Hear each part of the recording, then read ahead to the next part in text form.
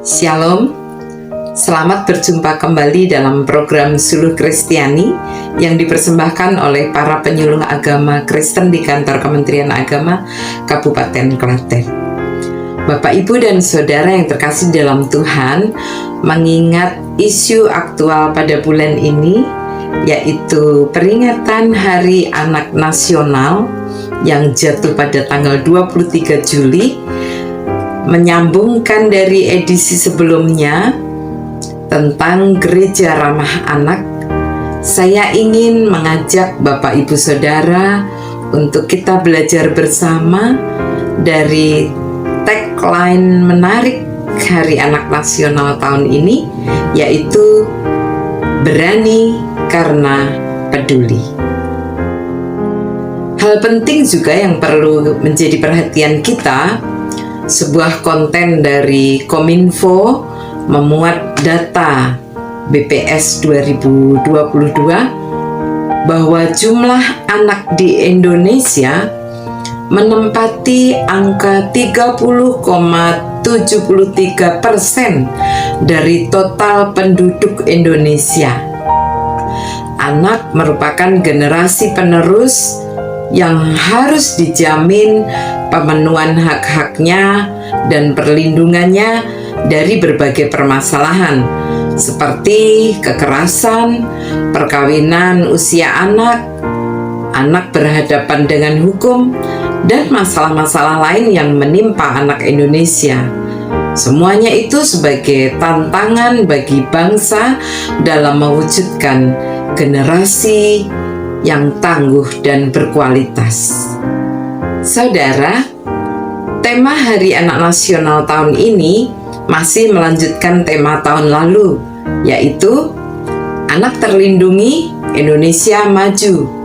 Jika tahun lalu tagline atau semboyan yang diusung adalah seputar melindungi anak dari pandemi COVID-19, tahun ini mengusung tagline atau semboyan berani karena peduli. Kementerian Pemberdayaan Perempuan dan Perlindungan Anak menyatakan tagline berani karena peduli memiliki makna bahwa anak menjadi agen perubahan dalam menyuarakan hak-haknya. Sementara itu, Kementerian PPPA menyoroti ada 5 isu besar yang dijadikan subtema dari tagline tersebut, yaitu pertama, cerdas bermedia sosial.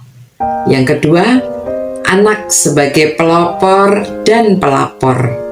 Yang ketiga, pengasuhan layak bagi anak Indonesia.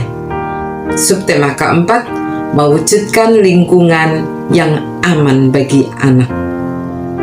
5. Stop kekerasan, perkawinan usia anak, dan pekerja anak.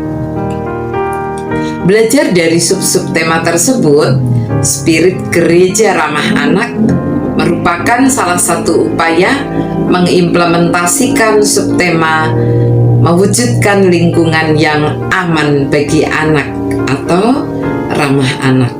Sedangkan sub-sub tema yang lain bagi gereja ramah anak bisa dijabarkan atau diimplementasikan dalam program-program yang ada di gereja.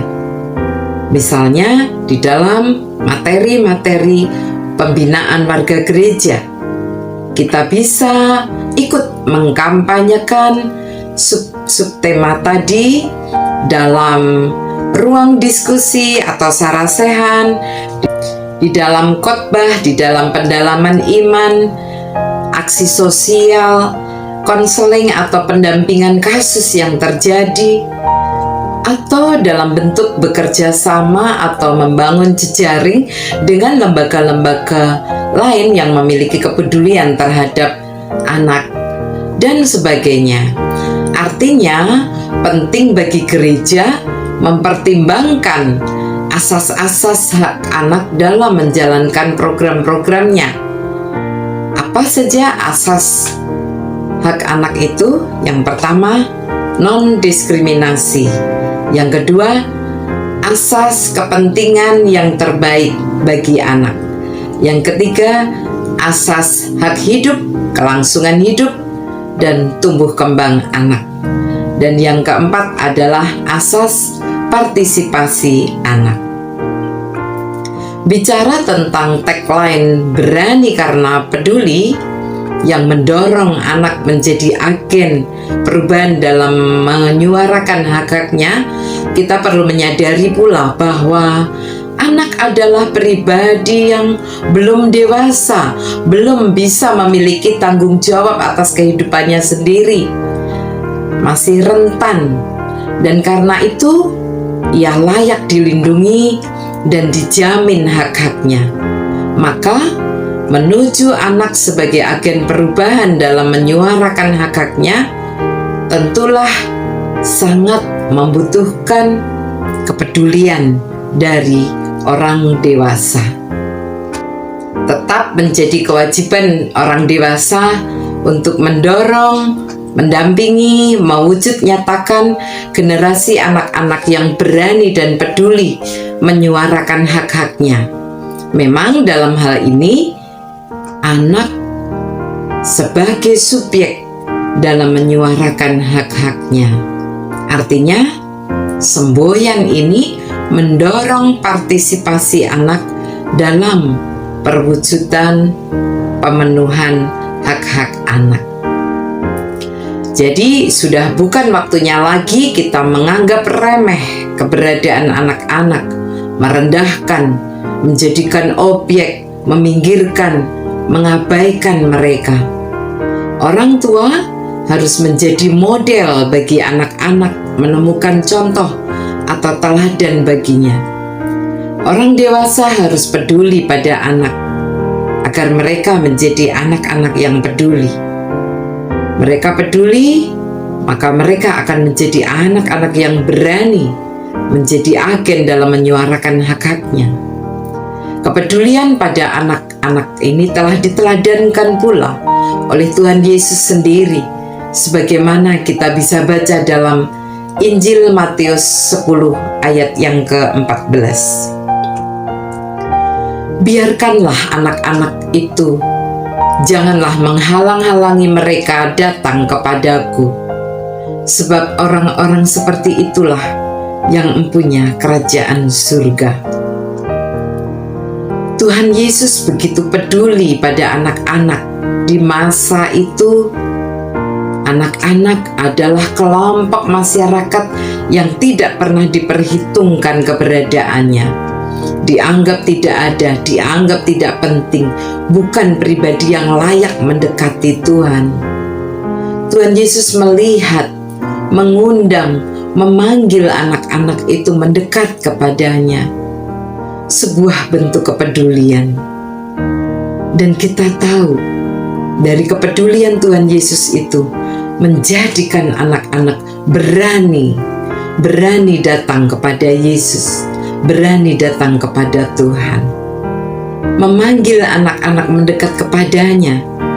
Sebuah bentuk kepedulian, kasih sayang, penghargaan, melibatkan atau berpartisipasi, mendengarkan ajarannya.